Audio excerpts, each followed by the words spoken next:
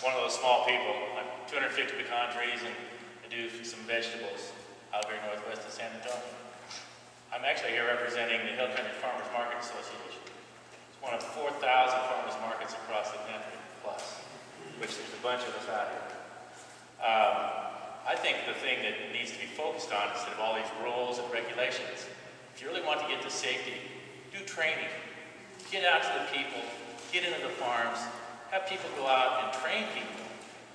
Spend the money on training and getting that base thing of how to do it right into the right people's hands versus writing a rule, a regulation. Then you got to spend money putting that out there. And guess what? You're going to charge a fee in order to sign up to be qualified for that. That's just another fee that doesn't serve anything other than shuffling the paperwork. Train the people on what the right way to do it. That's where the problem is. The problem isn't with the regulation. The problem is getting all the training. Now, I agree with what Judith said. All of us that deal directly with the customers. I deal with, on a weekly basis, 3,000 or 4,000 customers in front of me. They knew who I am. They trust me. They trust all these other people. I do agree it's a little different because of that way we do things with the customer. It's a direct right from us to them. So maybe that exempts thing.